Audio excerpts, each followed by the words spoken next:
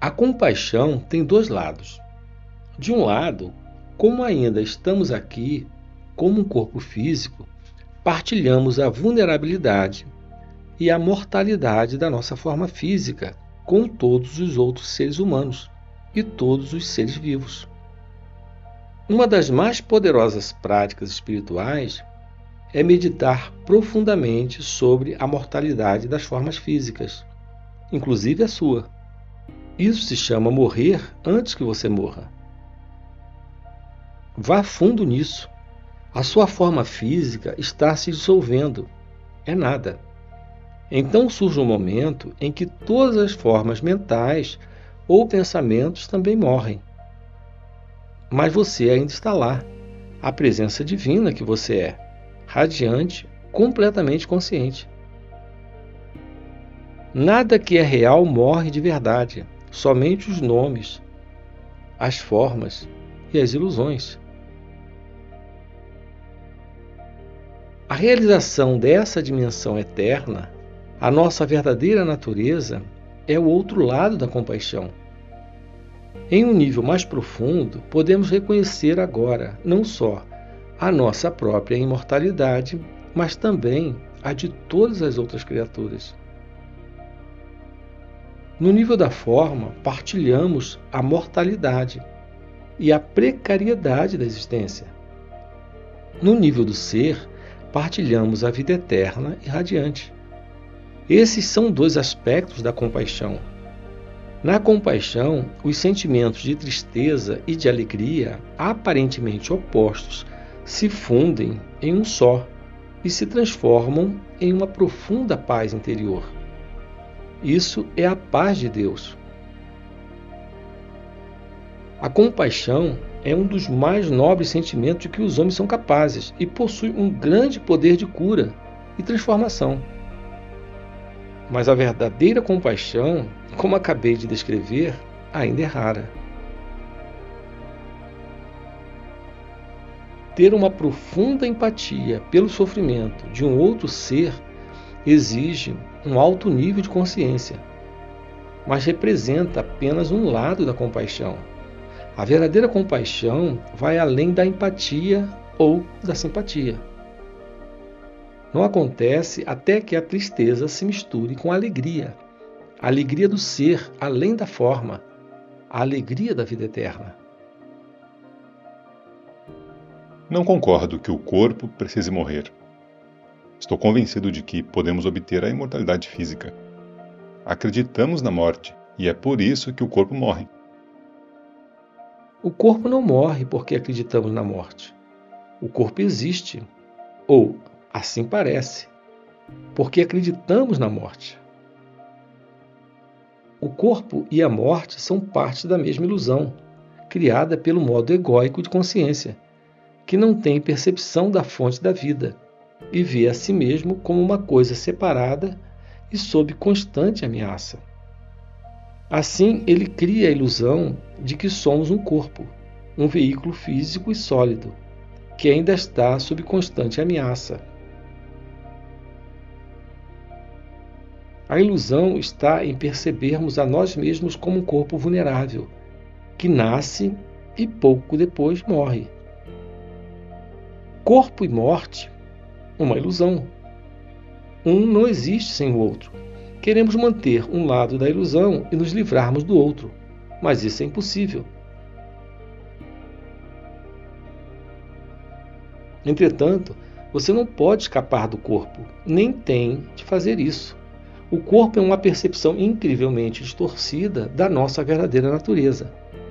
Mas a nossa verdadeira natureza está disfarçada em algum lugar dentro dessa ilusão, não do lado de fora. Portanto, o corpo ainda é o único ponto de acesso a ela. Se você vê um anjo, mas o confunde com uma estátua de pedra, tudo o que você precisa fazer é adaptar a sua visão e olhar mais de perto para a estátua de pedra, e não olhar para o outro lado. Você então percebe que aquilo nunca foi uma estátua de pedra.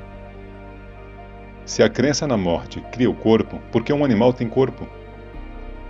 Um animal não tem ego. e não acredita na morte. Mas ele morre, ou parece que morre. Lembre-se de que a nossa percepção do mundo é um reflexo do nosso estado de consciência. Não estamos separados dele, e não há um mundo objetivo fora dele. A cada momento, a nossa consciência cria o mundo em que habitamos. Um dos maiores insights que a física moderna teve foi o da unidade entre o observador e o observado. A pessoa que conduz a experiência, a consciência observadora, não pode se separar dos fenômenos observados.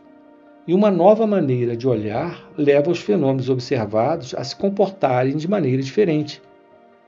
Se você acredita na separação e na luta pela sobrevivência, vê essa crença refletida à sua volta, e as suas percepções acabam sendo governadas pelo medo. Você vive num mundo de morte, lutas, uns atacando e matando os outros. Nada é o que parece ser. O mundo que você criou e vê através da mente pode parecer um lugar bem imperfeito, até mesmo um vale de lágrimas. Mas o que quer que você perceba é somente uma espécie de símbolo, como uma imagem em um sonho. É o jeito pelo qual a sua consciência interpreta e interage com a dança de energia molecular do universo. Essa energia é o material bruto da assim chamada realidade física. Você a vê em termos de corpos e de nascimento e morte, ou como uma luta pela sobrevivência. Existe um número infinito de interpretações diferentes de mundos completamente diferentes. Tudo depende do que a consciência percebe. Cada ser é um ponto focal da consciência e cada ponto focal cria o seu próprio mundo, embora todos esses mundos se interliguem. Existe um mundo humano, um mundo das formigas, um mundo dos golfinhos, etc. Existem incontáveis seres cuja frequência de consciência é tão diferente da nossa que provavelmente não temos consciência da existência deles, assim como eles não têm da nossa. Seres altamente conscientes da ligação que mantêm com a fonte habitam um mundo que para nós pareceria um domínio celeste, mas ainda assim todos os mundos são basicamente um só. No momento em que a consciência humana coletiva tiver se transformado, a natureza e o reino animal irão refletir essa transformação. Aqui está a afirmação da Bíblia de que, no futuro, o leão vai se deitar ao lado da ovelha. Isso aponta para a possibilidade de um ordenamento da realidade completamente diferente. O mundo tal qual se apresenta para nós é, em grande parte, um reflexo da mente. Sendo o medo uma consequência inevitável da ilusão criada pelo ego, é um mundo dominado pelo medo. Assim como as imagens em um sonho são símbolos dos estados interiores e dos sentimentos, a nossa realidade coletiva é uma expressão simbólica do medo e das pesadas camadas de negatividade, até agora acumuladas na psique coletiva humana.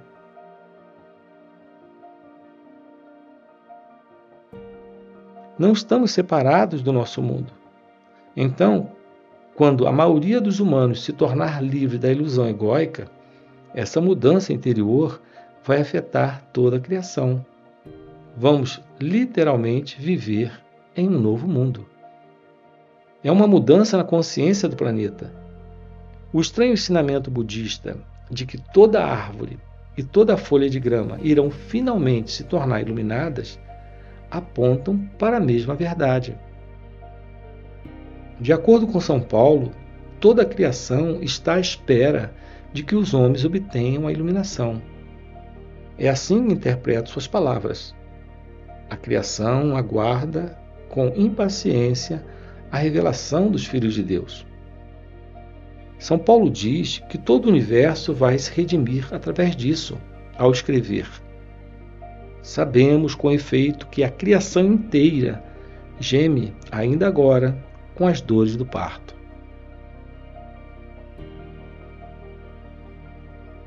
O que está nascendo é uma nova consciência e, como um reflexo inevitável, um novo mundo. Isso também está relatado nos livros das Revelações do Novo Testamento. Vi então um novo céu e uma nova terra, porque o primeiro céu e a primeira terra desapareceram. Mas não confunda causa e efeito.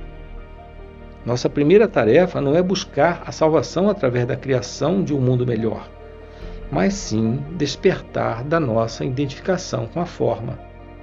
Não estamos mais presos a este mundo, a este nível de realidade. Podemos sentir nossas raízes no não manifesto, e ainda assim estamos livres do apego ao mundo manifesto. Ainda podemos desfrutar os prazeres passageiros deste mundo, mas não somos mais escravos dessas experiências. Não estamos mais em busca de satisfação através de uma gratificação psicológica, através da alimentação do ego. Não temos mais medo de perder alguma coisa. Portanto, não precisamos nos apegar a este mundo. Estamos em contato com algo infinitamente maior do que qualquer prazer, maior do que qualquer coisa manifesta. Em certo sentido, não precisamos mais do mundo, e nem mesmo que ele seja diferente do que é.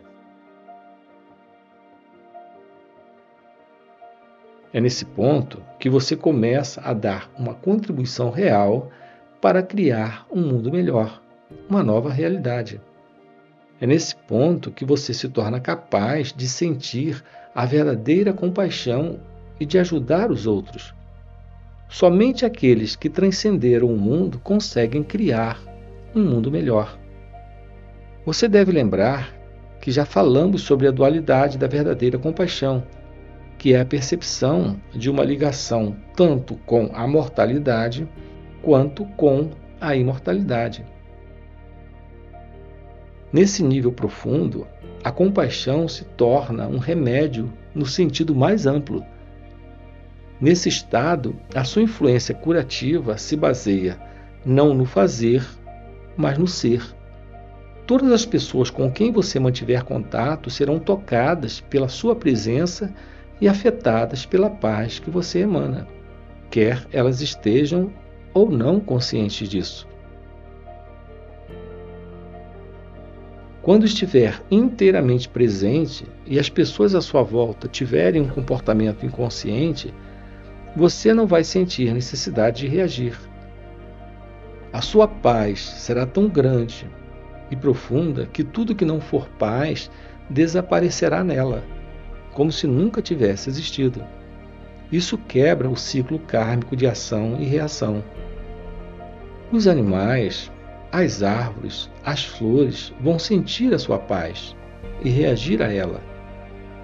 Você ensinará através do ser, através da demonstração da paz de Deus. Você passará a ser a luz do mundo, uma emanação da pura consciência, e assim eliminará a causa do sofrimento. Você eliminará a inconsciência do mundo. Isso não significa que você não possa também ensinar através da ação. Por exemplo, ao apontar como se desidentificar da mente, reconhecer padrões inconscientes em alguém, etc. Mas quem você é será sempre um ensinamento transformador do mundo, mais vital e mais poderoso do que o que você disser e até mais essencial do que o que você fizer. Além disso, reconhecer a primazia do ser e assim trabalhar no nível da causa não exclui a possibilidade de que a sua compaixão simultaneamente se manifeste no nível da ação e do efeito, ao aliviar o sofrimento sempre que você o encontrar. Quando alguém faminto lhe pedir pão e você tiver, você vai dar. Mas ao dar o pão, mesmo que o seu contato seja muito breve, o mais importante será esse momento do ser partilhado, do qual o pão é apenas um símbolo. Uma cura profunda se instala internamente. Nesse momento não há doador nem receptor.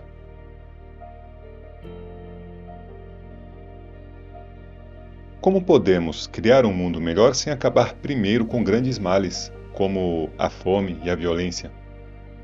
Todos os males são efeitos da inconsciência. Podemos aliviar os efeitos da inconsciência, mas não podemos eliminá-los, a menos que eliminemos sua causa. A verdadeira transformação acontece no interior, não no exterior. Querer aliviar o sofrimento do mundo é uma coisa muito nobre, mas lembre-se de não se concentrar exclusivamente no exterior. Do contrário, você vai sentir frustração e desespero. Sem uma profunda mudança da consciência humana, o sofrimento é um buraco sem fundo. Portanto, não permita que a sua compaixão se torne unilateral. A empatia com o sofrimento do outro e o desejo de ajudar devem ser equilibrados com uma profunda percepção da natureza eterna de todas as coisas e com a consciência do aspecto ilusório de todos os sofrimentos. Permita que a sua paz inunde tudo o que você fizer e estará atuando sobre o efeito e a causa ao mesmo tempo. Se quiser impedir que os seres humanos destruam uns aos outros e acabem com o planeta, lembre-se de que, assim como não consegue combater a escuridão, você também não pode combater a inconsciência. Se tentar fazer isso, a oposição polar vai se tornar fortalecida e mais profundamente arraigada. Você vai se identificar com uma das polaridades, vai criar um inimigo e será conduzido ao seu eu interior inconsciente. Eleve a consciência ao disseminar a informação. Ou melhor, pratique a resistência passiva, mas tenha a certeza de que você não carrega nenhuma resistência interior, nenhum ódio, nenhuma negatividade. Ame os seus inimigos, disse Jesus, o que obviamente significa: não tenha inimigos. Uma vez que você se envolve em atuar no nível do efeito, é muito fácil se perder dentro dele. Fique alerta e muito presente. A causa tem de permanecer o seu foco principal, o ensinamento da iluminação, o seu propósito principal, e a paz, o seu mais precioso presente para o mundo.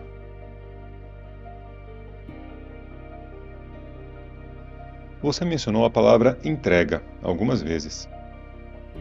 Essa ideia não me agrada. Soa um pouco fatalista. Se aceitarmos sempre as coisas como elas são, não vamos fazer nenhum esforço para melhorá-las. Para mim, o significado de progresso, tanto em nossa vida pessoal quanto em coletividade, é não aceitarmos as limitações do presente e nos empenharmos para ir além, para superá-las e criar coisas melhores. Se não tivéssemos agido assim, ainda estaríamos vivendo em cavernas. Como conciliar essa entrega com a mudança e a realização das coisas? Para muitas pessoas, a entrega talvez tenha conotações negativas, como uma derrota, uma desistência, uma incapacidade de se reerguer das ciladas da vida, certa letargia, etc. A verdadeira entrega, entretanto, é algo completamente diferente. Não significa suportar passivamente uma situação qualquer que nos aconteça e não fazer nada a respeito, nem deixar de fazer planos ou de ter confiança para começar algo novo. A entrega é a sabedoria simples, mas profunda, de nos submetermos e não de nos opormos ao fluxo da vida. O único lugar em que podemos sentir o fluxo da vida é no agora. Isso significa que se entregar é aceitar o momento presente, sem restrições e sem nenhuma reserva. É abandonar a resistência interior àquilo que é. A resistência interior acontece quando dizemos não para aquilo que é, através do nosso julgamento mental e de uma negatividade emocional. Isso se agrava especialmente quando as coisas vão mal, o que significa que há um espaço entre as exigências ou expectativas rígidas da nossa mente e aquilo que é. Esse é o espaço do sofrimento. Se você já tiver vivido bastante tempo, certamente saberá que as coisas vão mal com muita frequência. É precisamente nesses momentos que a entrega tem de ser praticada, caso queiramos eliminar o sofrimento e as mágoas da nossa vida. A aceitação daquilo que é nos liberta imediatamente da identificação com a mente e nos religa com o ser. A resistência é a mente.